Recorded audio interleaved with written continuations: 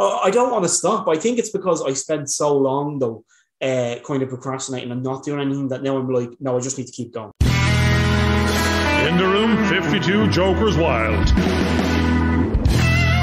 Hi, folks. Welcome to the show. In the room this week is Stephen Ford, writer, director, and producer. He's also the founder of Screenwriters Ireland. And as usual, we'll probably not get to talk about any of those things because Hold on a second, George. Tangents. You're not going to believe this. I've got to take this call. There might be DHL. Hello? Ooh, well, we'll keep this in here. DHL is currently ringing. Right, okay. So while Garvin's away, we'll get talking to you myself, Stephen. So how's it going, Stephen? What are you up to at the moment yourself? It is DHL. I have to run out. Believe that. Give me a second. That's all right. We're keeping this in the show, Garvin. That's it's going. So now, as you said, we're filmmakers. We're trying to do something. We've done crazy things. We're not allowed to do CVs in this particular show because it's a bit of a pub quiz kind of thing. So we'll have to pretend I've just come into the pub. Oh, Stephen, how you doing? Are you all right? What's your poison? Mine's usually a Guinness of some nature at some point when I'm allowed to go and drink. What about you? What do you normally drink? Cards Light is the only thing I can have without being really sick. Oh, right. Okay. Yeah. Because I normally find that if I have too many beers or too much, I just don't like the taste after a while. But the Guinness is going well. And now that I'm an Irish citizen, would you believe I became an Irish citizen this year? I now prefer the Guinness down across the border from where I live, down in the actual Republic of Ireland, as opposed to up in Northern Ireland. So that's something else that I'm into at the moment. So you're a brave man, George. I can't drink Guinness. Oh, right. I can only drink one. I can only drink one. So we'll find out what Garvin. So Garvin. Oh no, he can't hear us yet. Garvin. Yes. How's it going? Yes. So we're in the pub. Now I've just had I've just had my Guinness here and Stephen's got his Coors Light. What's your poison in the pub when you go for a drink? No, I'm a big girl's blouse. I like me sweet tangs. So it's actually, I used to be a cider man in a field many a year ago with a 2 liter of something ugly and cheap. And that wasn't the girlfriend at the time. No. But I mean, it was. So actually, now I'm all about the berries this. And I can't even remember the names of them because I'm actually usually in Lidl or Aldi. I can't believe it's not Copperberg. So I think it's Copperberg. Yes, Copperberg. There you go. Mixed berry cider. A big girl's blouse is what I am at the best of times. I like that ciders as well. Normally at the apple. We're normally at the lime and lemon or something. I think it's like that, or lime and blueberry or something. Now, I've always wondered how the hell is Guinness the biggest? No, I know it's not there's Guinness is the brand and they own all the others as well. I've never seen anyone drinking Guinness. I don't know who these people are. Actually, when I worked as a barman, if someone ordered a Guinness, it was the little old man in the corner's drink. It was because you were a lager, you're a lager louch. Again, that's it. We have become the little old man. Oh, there's iron in it. My blood sugar up, or my protein count or something. And I'm the designated. I'm the designated driver now, so I have to have the Guinness Zero, which is the kind of no alcohol in it, but it tastes just as good. It's just you don't have a migraine afterwards. Some black nonsense is what you're drinking, nice head with on a bit top. of cream on top, right? Yeah, absolutely. I was away for 30. I'm away for 30 seconds. We're having a film business podcast show. I come back and we're talking about this little old man's pint of Guinness. So I don't know. I got to take control of this bloody thing. No. Definitely the Guinness. We're in here drinking our Guinness. So I'm just going to have a Guinness here. Here we go. Oh, look, it's falling out the bottom now. So it's just the way we go. It reminds us of the old camera lenses and stuff like that, and why we're actually in this business in the first place is to go down to the pub and drink Guinness while we're waiting for somebody to go and set a shot up for us at some point, and Garvin to work out the budget for what we're trying to do while we're just drinking this Guinness. Well, put it this way, it's going to be black, sloppy water. I won't be paying for the Guinness. That's what actually I always wondered when I do Coronation Street, Crossroads, EastEnders. They spend 97% of the time in a pub of some description, and everyone's in there of a Tuesday morning. And I go, who are these people? What jobs did he have that you're able to go to the pub every day, have a drink, and then feck off to work or come back in the middle of work. It didn't make any sense to me.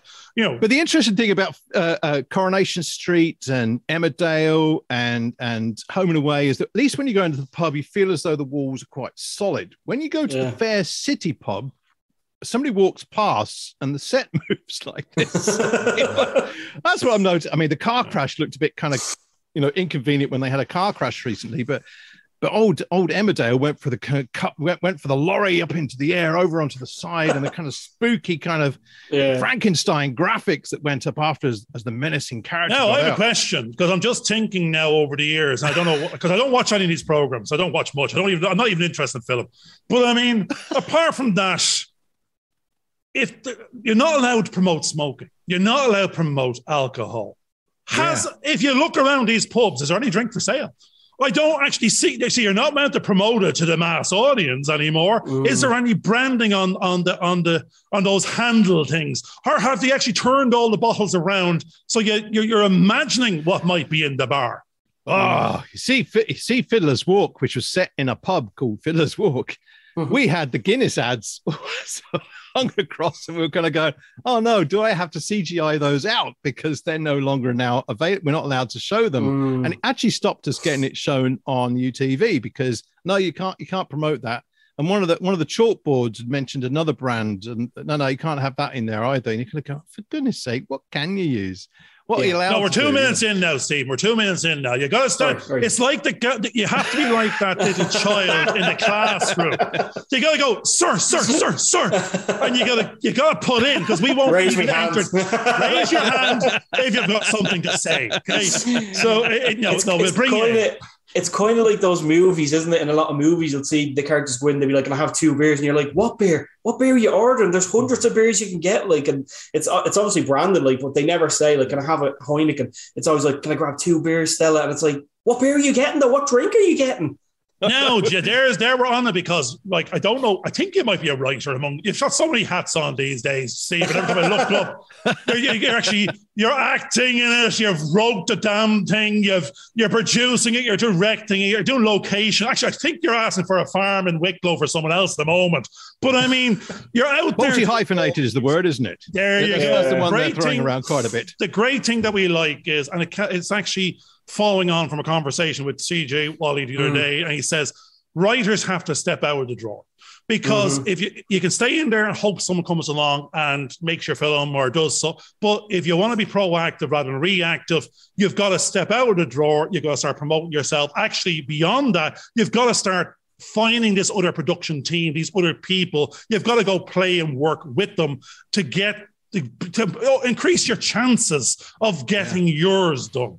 And then what I am evidencing, and I'm not usually on Facebook and places like that, but you're creeping in front of me, and you're all over the shop. I don't know whether I have you on stalk, follow or something, but you're there. I think you've done about 3 or 4 shorts in the last 3 days. So tell us about that for a second. Yeah, 100% agree with you. What CJ said. It's like I was a writer for 10 years and no one cares about you. When you're a writer, no one seems to notice you. And all of a sudden you start directing things and everyone's like, adding you as friends on Facebook, and everyone's like, "Oh, can I be in this film? Can I be in that film? I send you my reel, send you my CV." And you're like, what is happening? No one cared about me when I was just a writer, And it's that thing that, like, you just have to, when you're just a writer, it's so much harder to get recognized. When you step out of that and you start doing direct and everything else, it just seems to be that then people start caring. They're like, okay, who's this? So I remember the good thing I'm hearing there now is another little bit of saying that CJ and a couple of others were talking. Actually, before that, I don't know who it was. I can't remember the names. 2 weeks late. It's the more you're doing for others, you're starting to pay it forward. You realize if I help this guy over here get something made, it helps me. Now, again, it doesn't have to reflect back immediately like that. So we're finding the same. We're trying to meet people like yourself. We're trying to give confidence to ourselves by giving confidence to the likes of you to go, we need to move from an I mentality to a we team mentality to bring ourselves along, to increase the odds and chances of getting stuff done. And hopefully by helping others, we help ourselves. Absolutely. And I didn't realise that until I did my first short film about a month ago. I didn't realise how it's about like the context you make, like the context you make on set as a director. Like you said, when you do favours for people, like I don't. The 3 films that I've done, I haven't auditioned anyone to be in them. I just kind of met people and I was like, you're really lovely to talk to. Do you want to be in this? And they'll be like, one of the girls for the film we just finished the other day was saying, I've no experience. I haven't acted in years. I was like, it's okay. It's only a short film. I was like, we'll do this together. It'll be fine. Let's do it. And I just think that's much better than me saying, hey, do you want to audition? Like, who am I to audition someone, Yeah. I would rather give someone a chance and then they're like really grateful. And, then I'm like, oh, I might have something else for you. And they're like, oh, well, I actually might know someone that could help you with this, I must say, though, the auditioning process is actually quite valuable because I know that in a couple of short films that we did and actually the feature film that we did that we auditioned. And one of the things that gave you a chance to do as a director was to watch the people perform in front of you. Whereas you might have had an idea of what they were going to be like in a particular role, you then kind of went, actually, they would be better in that role, not that role. And I remember there was an agent had sent me 2 actors for one of the shorts we did in 2001, actually. Yeah. And what happened was that he says, oh, this guy's great for this person and he's great for that one. And I went, no, they're not. They're the opposites. I wanted them to be the complete opposites so that what you expected is not what you actually got. And that made the film a lot more interesting just to actually work on because you were playing things in opposites. And the 2 actors loved it because one of them was being typecast in one role and he was now suddenly able to play the opposite, the grungy kind of dirty bag and all that kind of stuff. Whereas he was being asked to go and wear a suit and be the posh kid that didn't get into trouble. And then the other guy that was always seen as a troublemaker was turned into the posh kid. And he went, it's a bit like Michael Caine in Zulu became the posh. I'm jumping in officer. Because you know what? Had I not known from all the sort of stuff you're putting out on social media, you're pumping it out like there's no tomorrow at the moment. I know you're married and I know you have a lovely little girl. But had I not known that, I says, this is Tinder for film. You're walking up the randomers. You're going, do you want to be in me film? Yes, I have full control over this. You don't even need to audition. So I'm going, this to me for the bachelor type guy out there that wants to pull a couple of lines that beat Tinder down, hands down. You've got the excuse to walk up to any good looking girl or boy or whatever you want to say and go, do you want to be in me film? Yeah, I heard a little bit of that for a second, but now I know you had better intentions than that, and there is a film. So yeah, you make it sound really awful when you put it like that, Garvin. Jesus. No, so I do. Now I completely understand what George is saying about the audition process and how valuable it is and stuff. But I just felt like the 3 short films that I've done, I feel like they're not serious enough that I need to audition like a seasoned, veteran actor like that. So for the first one, Behind the Mask, I had met the girl that was in that Sinead Cassidy Holt on set for another short film and was just chatting away with her and I'd seen her do it and I was like, do you want to be in Behind the Mask? And we had a chat and she was like, yeah. I was like, cool, let's do it. And then she ended up now, we have such a good connection now. She's ended up doing, makeup and things like that on some of the other short films I've done, which is brilliant because she can do everything, and then for Forever, I think it was the same. I said, I seen her on Behind the Mask. I said, do you want to do this part? I think you'd be really good for it. The other guy that was in that, actually, he sent me a reel of just like, I think he was in a very, very short film, very brief. And I was like, yeah, really like that. Let's do it. And then the one I just did now, my daughter is in it. And then the 2 other girls, Fatima Cara and Gemma Hazar, that are in it, had more or less little or no experience. Had a chat with them, seeing what they'd done, and they were kind of really nervous, like I've no real experience. I was like, well, come on, let's just do it. It's nothing, not huge roles, really small parts. We can do this. And they really knocked it out of the park, I have to say. For all the 3 short films I've done, all the actors really impressed me, I have to say. You just said there in the middle of that, if it wasn't as, it's not as serious, so it's not that serious. What would change, and why would it change if you felt it was serious? And as I know, I was to stop you. I'm going to put a little addendum or a little caveat on that, because the word "serious" might just mean budget. Mm-hmm. Yeah. Because you were saying the actor, you didn't go for a serious actor. Because a serious actor would be going, how much?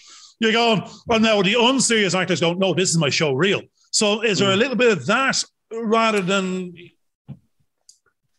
I mean, let's say I walk back on saying serious and say that the actors that were in the 3 films I've done so far really impressed me. And I was surprised that they hadn't been in a lot of other stuff, like as actual roles. And the thing that I found with a lot of them was they'd been in a lot of stuff as extras, but no one had ever given them a chance to actually have lines in a film. Yeah. You know, and I was like, you know, I think Fatima Cara that was in Sharp Teeth, I watched a self-tape she did where she was crying and stuff, and I was like, that's really good. I was like, how have you never had a role where you've done lines? I was like, just come on, let's do this, like, you know. Brilliant. Budget does, yeah, I mean, budget, like they're essentially, well, I thought there was such a thing as no budget films. There isn't.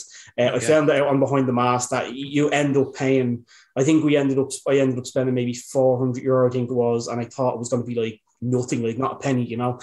And no, I mean, I think if I had a bigger budget, I wouldn't necessarily go for, you know, actors that were, because I've also met a lot of really great experienced actors that should almost be paid for a lot of the roles they've done. Like we had an older couple as well in Forever, Sandra Hayden Mason and Richard Mason, and they have been in everything.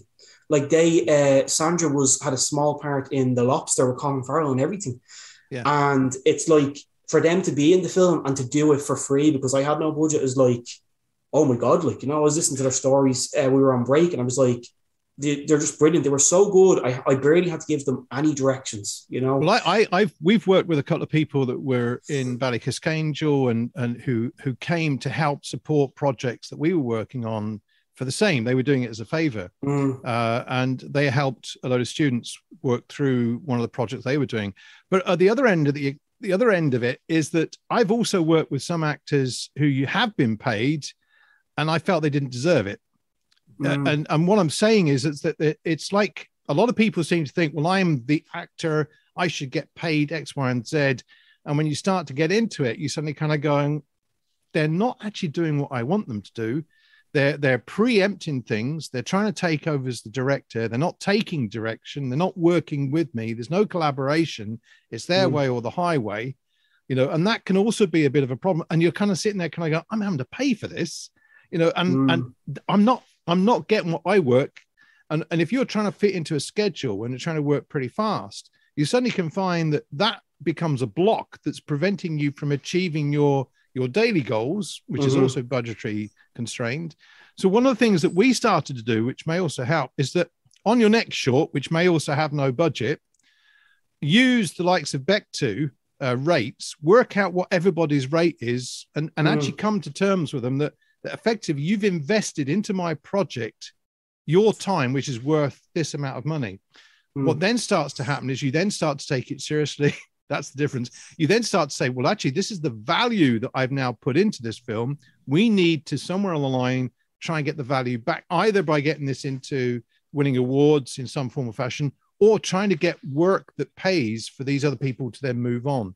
And that becomes a very useful way of looking at things. So but without losing what you've done in the current approach, you know, because you're actually helping nurturing people into those roles and helping them build up their confidence that, yes, I can do this. And there is no difference between what I'm doing here when I'm helping somebody else to what I'm actually doing when I'm actually getting paid for it. And I think those people that then do pay for their skills, which may be a little bit later on, they'll appreciate these people know what they're talking about and they are actually being more professional than the ones that claim to be professional at times. That was just a few thoughts coming from. I'm going to swing back around on the same thing again. And not be funny or anything else. Yeah. No, the great thing was you're saying you found these other extras. They're only extras. They're aspiring actors or thespians or somewhere in between. They're extras because they're on set. I'm an extra and I've never been on set. So, I mean, I'm on the list. I haven't even got to turn up to be an extra to get to go on the journey of maybe being an actor. No, I'm not really on that journey. But I know there's an awful lot of people out there that done the drama classes, done the spotlight school of dancing and backflipping and whatever else you might need to do. And but it's up to someone else to choose them, because they'll pick them from a reel and go, this is how, in my mind's eye, they fit this role, they fit that look, they fit. So the decision is someone else's decision. The great thing, it still was your decision in this case, but you were going, it wasn't based on what you did in the past. It was based on your present and future potential. And you saw that and you gave them the opportunity. And that's the language that we're loving, because that's where we are. We're going, no one's going to give us a job. I wouldn't give me a job after seeing my own CV. So therefore, but do they believe in the passion? Do they believe in the vision? Do they believe in the potential? That's the story you want to pitch. And therefore, with your scripts, with your stories, with your actors, and with your team, is to pitch that believable journey. And you're going to see, you want people to see in you what you see in them. And but you have to be seen to that, for that to be seen, potentially seen and understood. Yeah, completely. And there's a lot of people out there. Oh, totally, yeah. And not even like, they're not even all just extras. Like a few of them have been in stuff, but like, I think to have so many more opportunities, like, I think it's strange. Like, Sandra and Richard that I had in Forever, they were brilliant. Like they've been in a lot of short films and stuff like that. Like I said, Sandra was in The Lobster, Colin Farrell and everything. They were so good. Like they were just so good. Like I would have them again in another film if I had a role for them. No, you can't. Like, no, you have to get some other newbies, because then everything will be the same actors will be appearing everywhere. Yeah. But no, I mean, I suppose you need to edit the bit out where I said I didn't take them serious. No, what I meant was budget-wise, they're not. Like the three films are really small scale. Like Behind the Mask was shot basically on the one floor. Forever was shot on the same spot in Bray. Sharp Teeth was basically shot here in my own apartment. And the other one that we have this Sunday, Drink Up, is shot in my apartment. So they're very small budget, look, you know. You know what, Stephen? I'm going to use the language we're using the last couple of ones. I'm going to stick to this, going forward anyway. You're a guerrilla. That's what you are. You're guerrilla marketing. You're guerrilla filmmaking. You're an indie guerrilla. You're going, I'm not one location, half a location. That's what I can do. An actor, don't even need them. I just look out the window. We'll take a couple of birds and we start doing some mime. No, the great thing is you're starting on the minimum location, the minimum number of actors, the minimum amount of moving parts to create a story that has meaning. So therefore, you can work up from that and out to a million moving parts. And all that adds on then is money, budget, moving parts, complexity. In its simplicity, did you impart a meaningful 3 minutes of something that someone got it? They got to see it and they got it. They got the message. Now, a million people didn't get to see it, but if they saw it, they'd get it. And that's what we're trying to do, is impart that little story. And I mean, with Behind the Mask, like when I wrote that like 2-3 years ago, it did well in some writing competitions, and that was stuck. Like when I had a director attached to that was stuck. Like we were trying to find money for like 3 years. It was never. That script was originally set in a pawn shop, and the director that I had attached knew someone that had a pawn shop down the country, and we were like, right, we're going to do this, but we need to raise at least 1,300 maybe, you know. And then COVID struck, and even before COVID struck, we only had like maybe 300. You know, we were nowhere near. Then once COVID struck. That director had to drop out and do her own. She had her own films, and she was like, "Why don't you do it yourself?" And I was off I had done directing once in college, and I hated it, and I swore I'd never do it again. And she said, "Why don't you do it?" And I was like, "Okay, maybe I will." Like, you know. And then as I was starting the process, then I realized how I thought it would be so much easier, you know. And people gave me advice, and they were like, "You haven't went to college to study film. This is your first time jumping into the visual side of things. Just find a crew that knows everything about their own field, and they will help you out." And that's what I did, and surround myself with a bunch of a brilliant team that I now like have kept mostly the same people for sound and cinematography and stuff like that for all of the films that I've been on. I've been lucky enough, like, you know. So yeah, it's totally. What do you do about the editing? What happens with the editing? So the editing, like, I didn't think it would be so difficult to find an editor. So for the first film, I actually had to pay an editor, not nowhere near the amount that he would have been getting if he had been like getting a proper editing job. But I basically just had to search through Facebook and through groups and stuff for someone who was willing to edit it for their, experience for a small amount. So it was the same with Forever then. It was a different editor because I couldn't afford the first editor again. And then the third one then was a different editor, and the next one will be the same editor, I think. So you're really you feel bad because you can't pay people all the time, and you're really relying on other people's pure kindness that they're willing to do 2 late night shoots for you all night, doing sound and doing DOP, and that some of them are good enough to be getting paid to do it, but they obviously like you or like the script or something, or they wouldn't be doing it. You're coming from the hardest part of film. No, I said you probably saw. No, I'm thinking to myself, no, you didn't, because you didn't watch any of the shows till yesterday. But apart from that, because we didn't do our job well, we didn't do our marketing well. Stephen's out there in the film. He's our target audience, and it took us 2 fucking years to get one show in front of him, and the show we got in front of him is the one he's on. So I mean, and he probably won't even watch that one. And that's not true. I've seen a few. I did. Right. I remember when you first started off. I was watching them for a while. I kind of took a break from Facebook. Yeah, I take a break from that as well.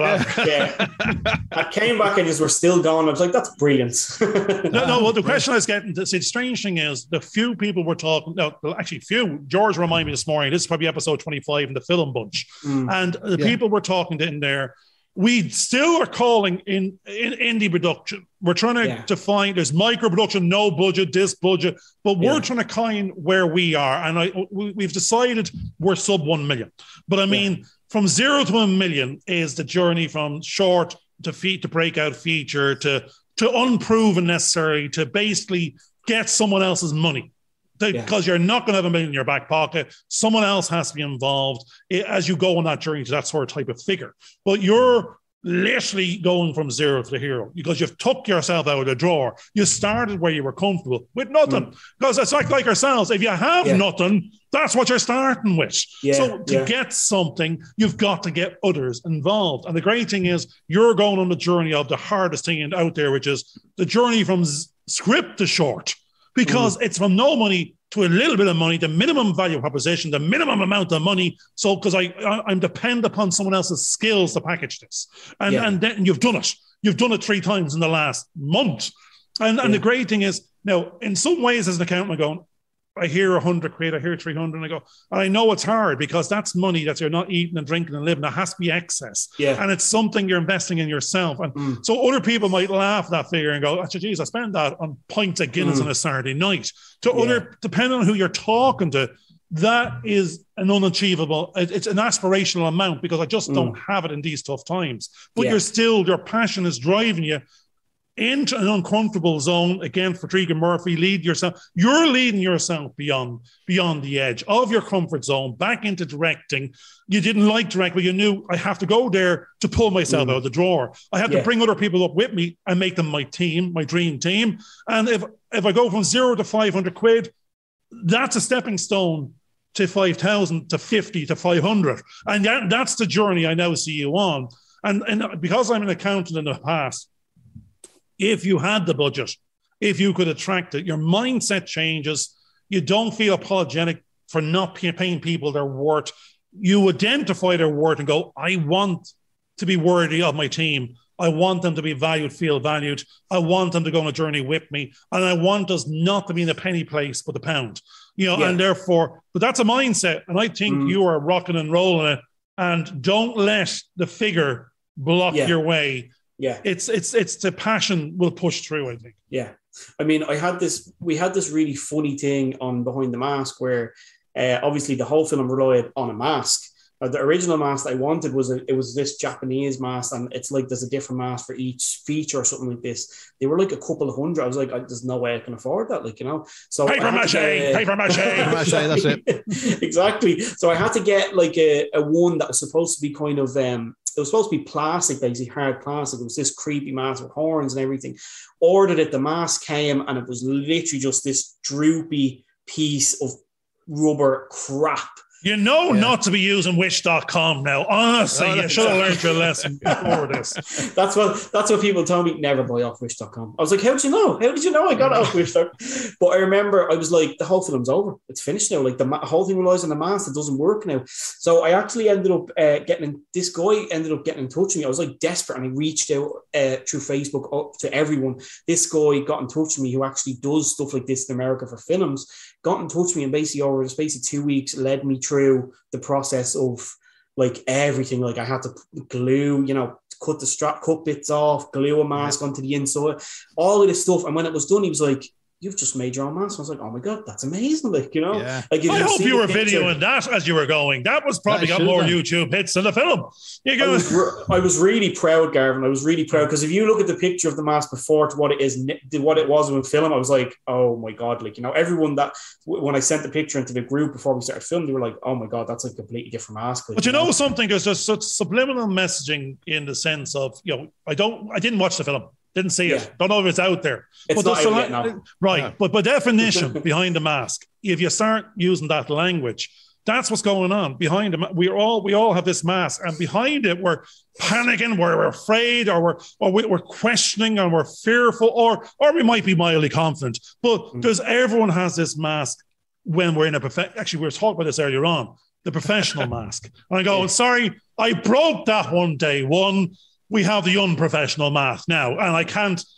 This is it, and this is reality, and this be yourself. So behind the mask, you've just got to be you. You've got to be comfortable with what you're doing. One of the things that I was discussing you're now gone beyond behind the mask. Yeah. One of the things I was discussing this morning was the fact that we constantly think that everybody else has more expertise than we do, and what I suddenly started to realize was, well, actually, long time ago, was no, we don't. They only have a certain amount of information. They don't have all the information that they need to be able to advise you in one form or fashion. The only person that does have that is you yourself, or as I, in the situation you find yourself in. And it's having the confidence to say, look, we're going to go with that. We were in a situation with one of our films whereby a week before we were about to shoot, we had a body say, no, you need to be making a promo video. And we went, no, we've got everything in place for the next month to shoot. They said, no, you need to go and get a promo video to get the money.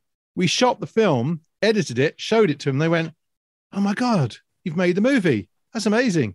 And we suddenly went, what did they know? They would have just stopped us from actually moving forward. So that's an important part of the process is actually believing in yourself and realizing that you can do things. And the other thing is looking at what's happening in real life. We've just had a renovation going on in the house, and we've been seeing the coordination of people going through. And also in that situation, what we realized was that different tradesmen only had a small picture of the overall picture. The only people that had it was us. So we were able to go in there and direct what we needed done and then let them get on with their job, which is really what a director's doing as well. So there's so many other areas that you can draw upon to help you make the product, which is what you did with the mask, which I think is wonderful. I mean, that's why getting a garage and filling it up with tools and being able to make things and getting a 3D printer, it means you can actually create the things that you need. We wanted a track and dolly for one of our shoots. And so we went down to B&Q and bought some, 32 millimeter plumbing pipe. And that became the core component of a track and dolly system that we wanted with our normal tripod and a couple of skateboards, butchered it and fitted it up. It was brilliant. But those are definitely skills that, you need to start. They'll never go to waste. And you'll be able to use them on the products that you're doing, which I think is fabulous. I'm going to wrap a couple of your shorts together in my head because I'm sitting here going, this is what's going on. You're going, hold on, forever behind the mask. And you're going, no, you're no longer behind the mask. You've now sharpened your teeth. You've sharpened your teeth and you become a bloody vampire. You're now taking from everywhere else and bringing it to yourself and making them sort of conform to your command. So I think you just got to get the right names of the right films going forward, and it's just going to start becoming a self-fulfilling prophecy. Yeah, and it's strange that sharp teeth that we just finished on Saturday was probably the hardest of the 3 shorts I've done so far, and that was with my own child. Yeah, that's Lexi. That's why she's messing around there now. She's taking control of producing and directing. Oh God, that was tough. I think we all, there was a point on the first night or Friday night where it just got to the stage where we were just like, this divorce was looming. Yeah, I know. That too. Yeah. Yeah. We were just like, this film is never going to see the light of day, and eventually we got it done. We had another prop problem as well on Shark Teeth, where we got these fangs that were crap, like, and the mold goes into the tooth, and the tooth then goes into her teeth, and so the mold just wasn't working. So we ended up having to get like a toffee sweet, putting them into the fangs and putting the fangs on. And so every time we did a take, she had to run out and put more toffee in and keep doing it. And I was like, this is something for like IMDb trivia page or something for the film. Like, this is the things that you have to do. Like, you just never know what you're going to have to try and come up with at the last minute. Like, masking tape is your only man. It's the only thing I have in my duct tape, not masking tape. Masking tape is absolutely crap. Everybody has duct tape somewhere, you know. Duct tape. There you go. Duct tape somewhere, you know. Well, it was actually the cinematographer, Midran Al-Hadri, that I have on the 3 films. He said on Shark Teeth. How long did it take you to learn to say that? Yeah. I was practicing a Garvin before. I wanted to get it tell you, I'm not even going to attempt that. Because I told him I'd mention him, so I was in my head. I was right. How does he say that name? Yeah, I have it. Yeah. But he was actually the one that said, "Why don't we just put some toffee or something?" And I was like, "You're crazy. That's just ridiculous." Like, you know, it worked. I was like, "Super glue. Don't worry about it." Yeah. Gorilla glue, even better. Gorilla glue. Oh, yeah. Then there's a massive bill to go to the dentist to get it removed at some point. Actually, I'm reminded of when we first. This is it. I'm reminded of the first time we didn't meet. You know, so it was like 2 years ago, and we touched base on LinkedIn, Facebook. History is finding a way. Like, what's happening is serendipity in the universe, or God in George's case, is bringing things full circle. So we got to meet now, but we didn't meet then, and we could have had a Costa coffee then, and we don't get to have one now. Yeah. But back then it was, what was the name of the Screenwriters Ireland? What's the name of the group? I think back then when we were talking, it was Dublin Screenwriters. Now it's Screenwriters Ireland. Right, Screenwriters Ireland. What the hell is that about? What happens in there? So basically, I set Screenwriters Ireland up about, I think it's over 3 years ago now, and it was when I was going through a bad stage because I'd had years of just writing and nothing was happening, as a lot of writers know is the way it goes. And I thought, there's no groups in Ireland that I can find that help writers, that writers can come to, and we can all talk about writing, screenwriting specifically, and we can all share our scripts and give advice and have guests. And I was like, I can't find anything that does that. So I was like, okay, I know. I was going through a bad time. I was a really anxious person back then. I was like, good way to overcome my anxiety. Let's get 30 people all together that I have to talk to at a big table. Go back a sentence here. How to overcome my anxiety? Exactly. Let's get 30 people and put myself up. I'd have the opposite effect on me. That would. Actually, Garvin, what that demonstrates is he has been listening to our shows every single week, avidly, because he wouldn't have learned that. You know, maybe not 30, but there was at least 20 something, which was good for me because back then I could barely talk to one person. So I remember just from then on, we just everyone just seemed to love it. We just had people just who didn't even know about screenwriting, wanted to learn about it, and all of us were sharing scripts with each other, giving feedback to each other. We ended up having guests in with us like John Connors and Emma Kirwan and Terry McMahon, all these like legends of film in Ireland, like, you know. And it just was brilliant. And since then, we've just changed it to Screenwriters Ireland because I felt like Screenwriters Dublin. Yeah, you're a bit racist for Dublin there now. Yeah, and I mean we have people in the group from all over the world now, like, and because we do it over Zoom, we can have guests on it. Because obviously we can't do it in person because our old location is like we can't do it in there anymore. Because it's over Zoom now, we can have guests on it that we could never have on it before, that were never available to come in person.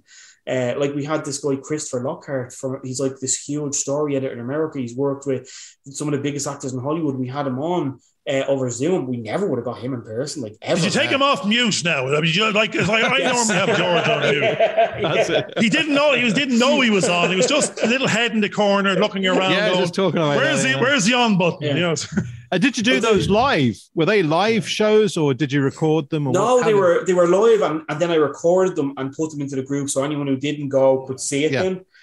But like, I didn't really know with Christopher Lockhart who he actually was.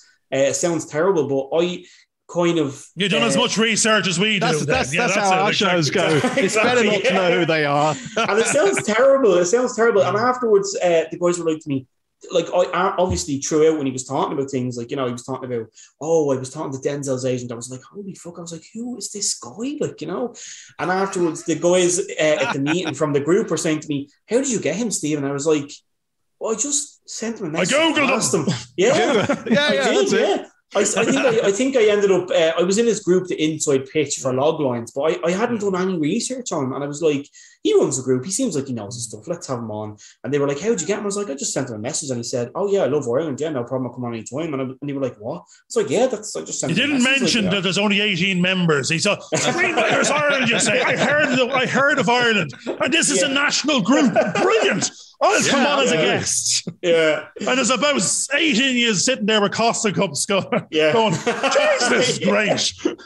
And I've got an auntie who lives in Galway who probably went, do you know her? That's what I always say, isn't it? No, the one thing here, George, is the great thing is if you ask, most time in our head, we're asking and answering questions that we haven't asked.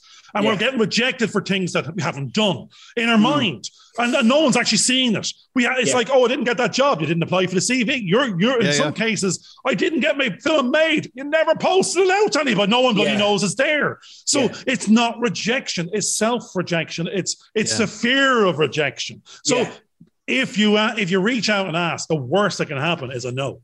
But you got to ask again the next person. And the next one might be, and George always says this, you can ask 1,000 times and 999 times it's a no, you can give up. Well, if you just ask that 1,000 times, that's a yes. That's 100% yes. That's 100% you just won the lottery.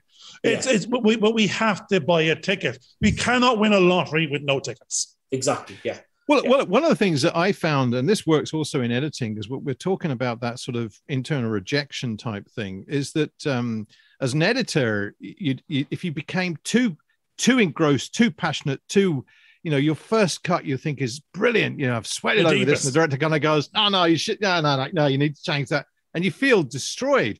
And I think what's happening with us on this show is that we're kind of going, if somebody wants to come along, we'll have a giggle. And we don't care. And we'll just have a bit of fun, and it will just be good. And so we had no, hang on, should I say? We had a show where we started to interview somebody, and he sat there and went, blah, all over the place. We were sitting there going, are you all right? And it was just kind of, right, okay. What do we do in this situation? It was probably a little bit of nerves. It could have been the old... absolutely. But it was an actor, and there was an element of anxiousness. And it was probably high anxiety. And it was, we're going, we don't even have any customers or viewers. I know. It's not getting up on stage. But again, it was a thought process, possibly, of what am I going to say? What am I going to say? I don't know. And we're going, don't worry, you're not even going to get a chance to talk.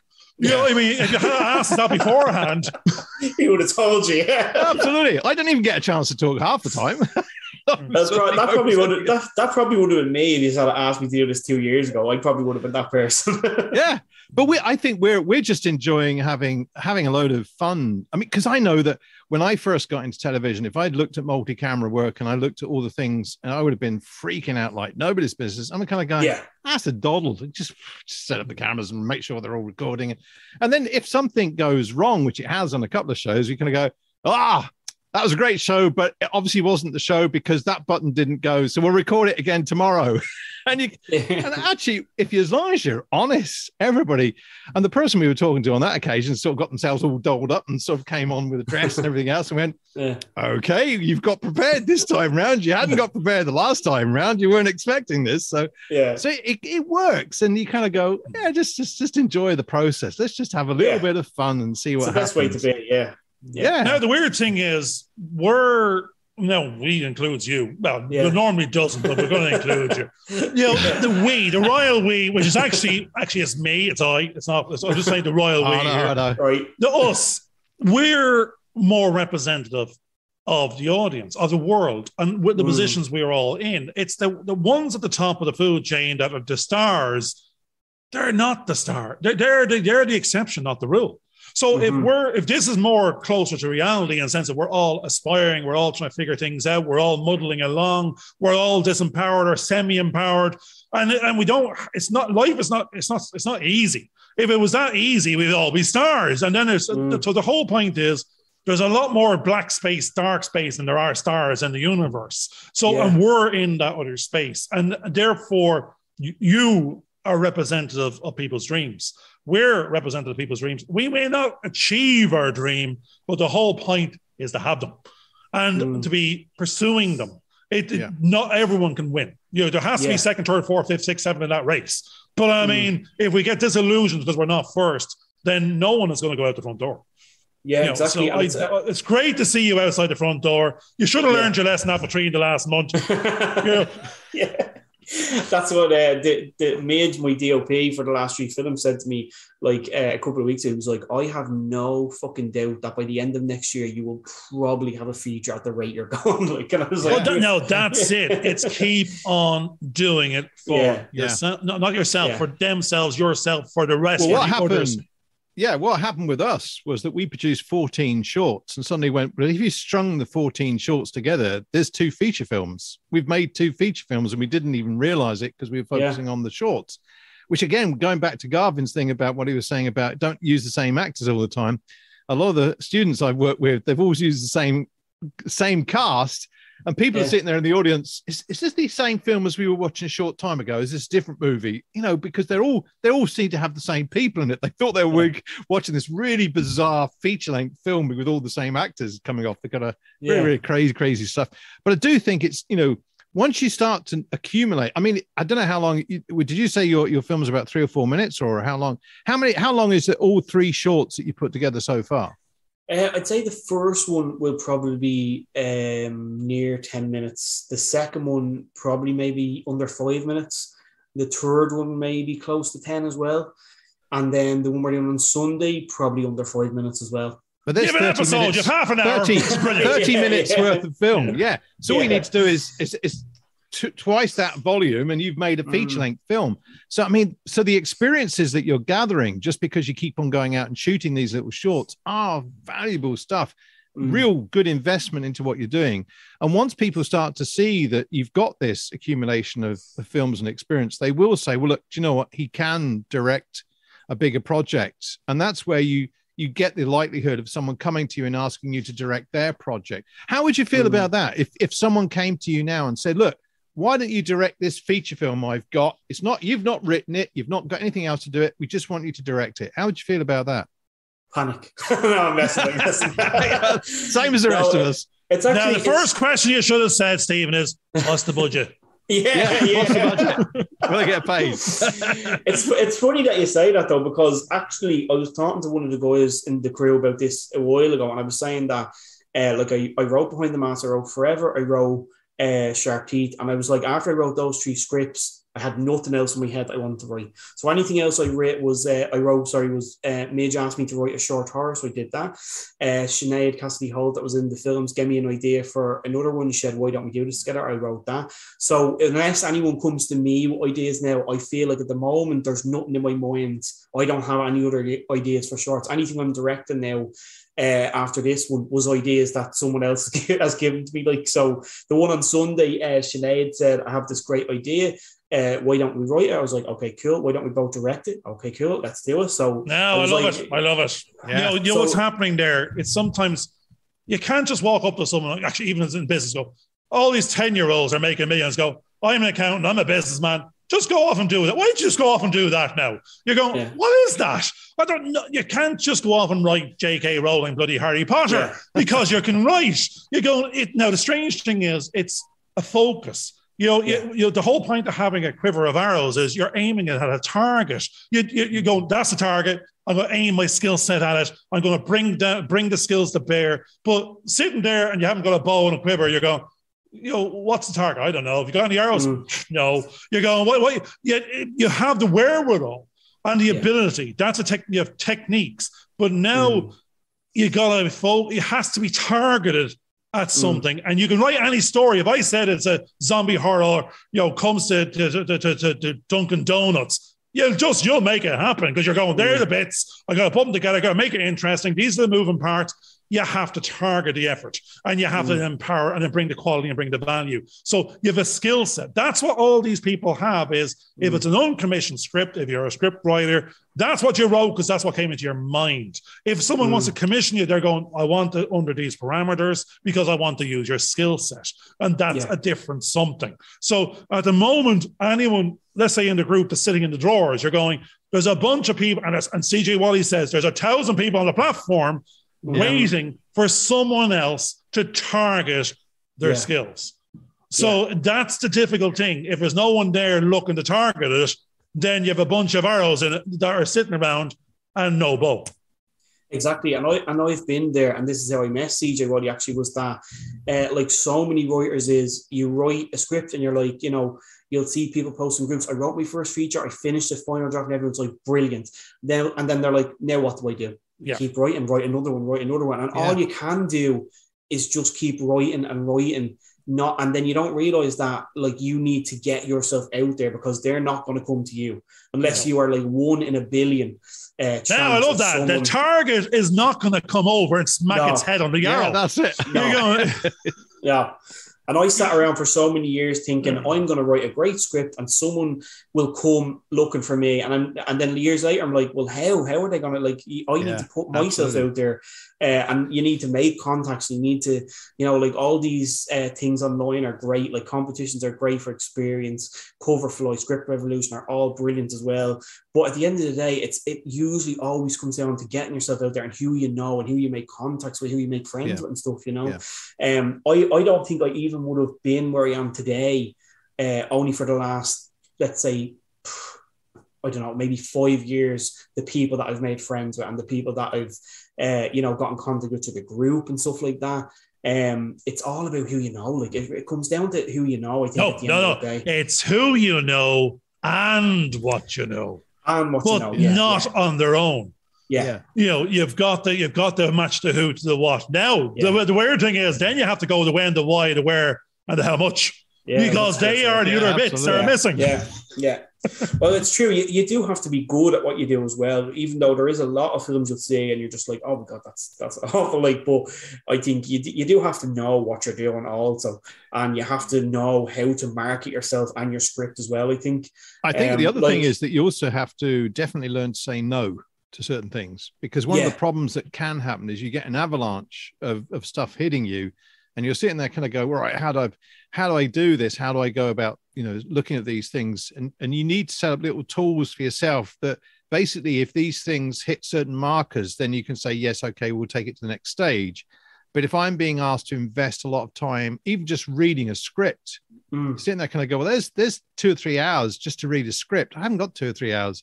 So people need to understand the process of what would trigger the next bit for you to, why would you invest 3 hours? Well, if somebody gave you a slug line that you could read very quickly, well, maybe you get an idea kind of, if your idea is, if you've been tempted to read more, then you say, okay, give me an outline. Let's see an outline. Then let's see the treatment. Let's see the synopsis.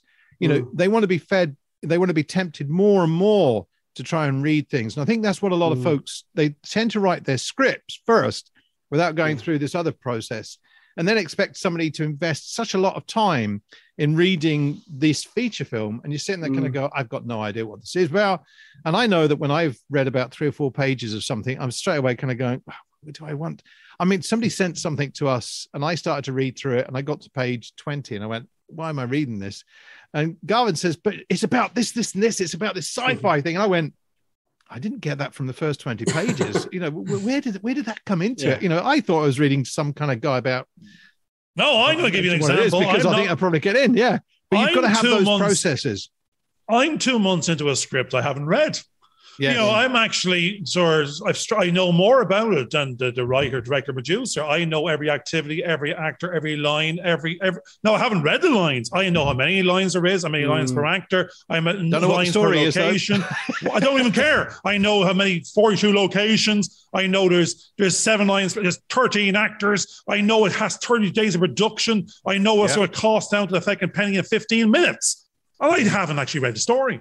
Yeah, But yeah. I mean, no, I invested enough to go, that was structure, that was process, that was all about having what's the cost of a crew to have those actors there in a day to carry it, get 6 scenes in the can and 3 minutes of production. And if it was there, it doesn't matter what the 3 minutes is in terms of editing, I'm going to have 90 minutes to be brought down to 3 on a regular basis at a cost of, that's accounting language. That's the functionality. That's the process. That's the procedures.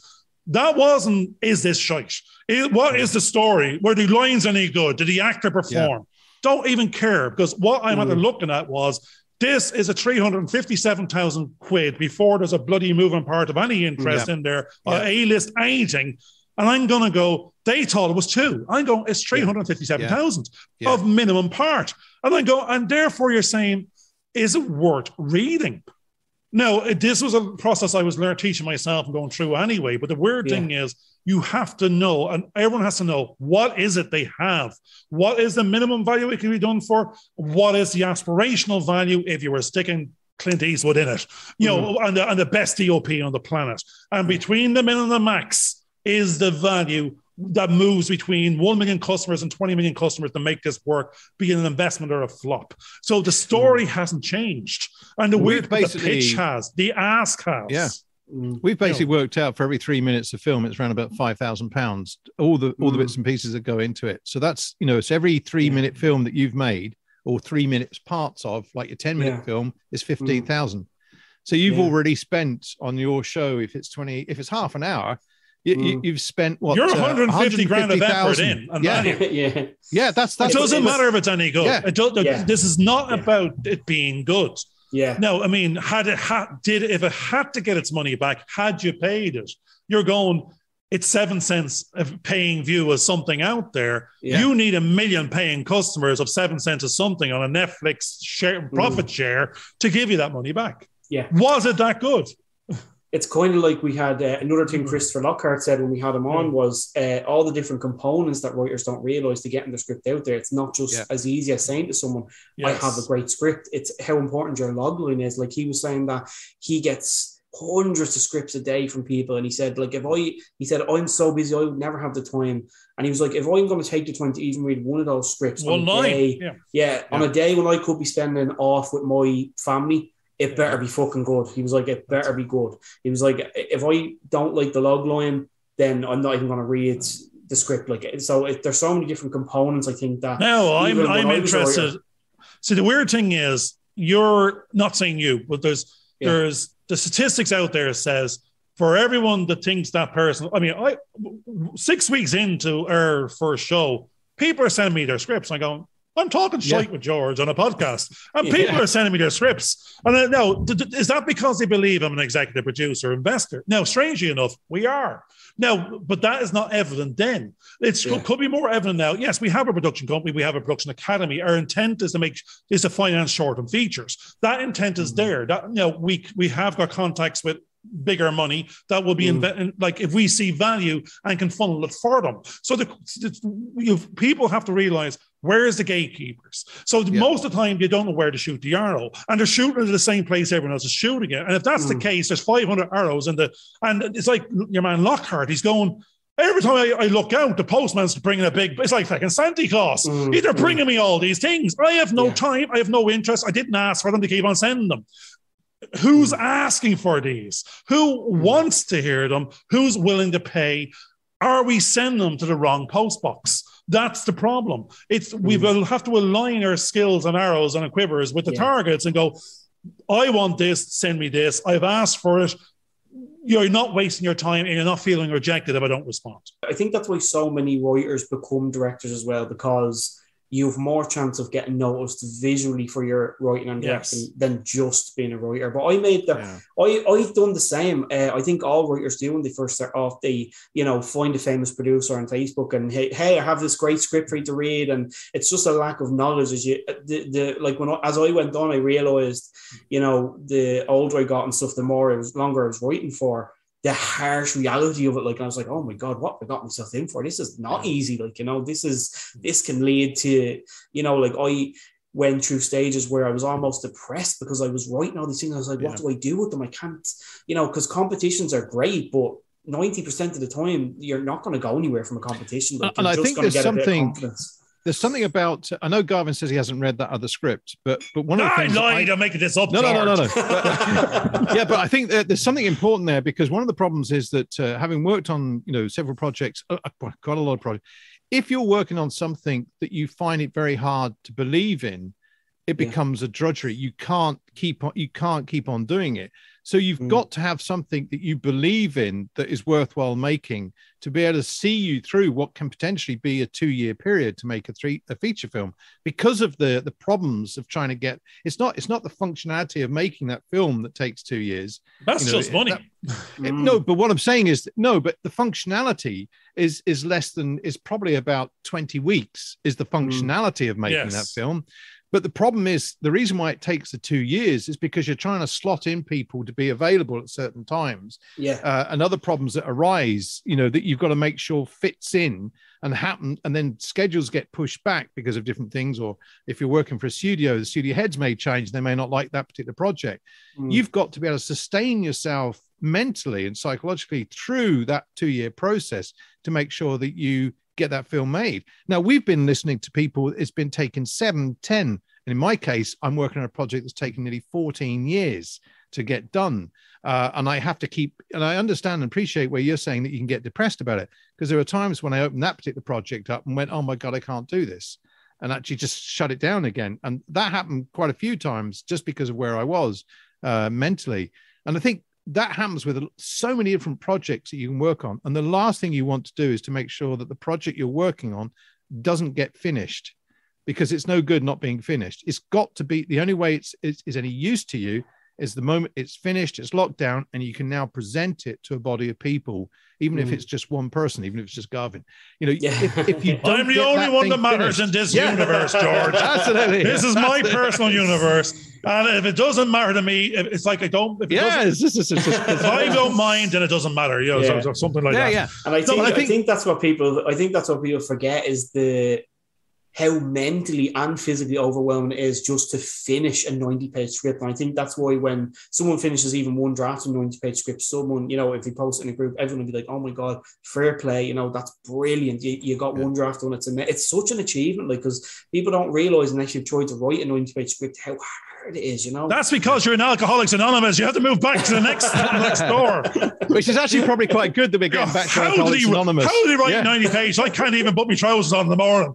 Well, the funny thing is that we've now got back to the first thing we started off, because Garvin went off to go to meet the postman, while me and Stephen here were talking about Guinness and Coors Light.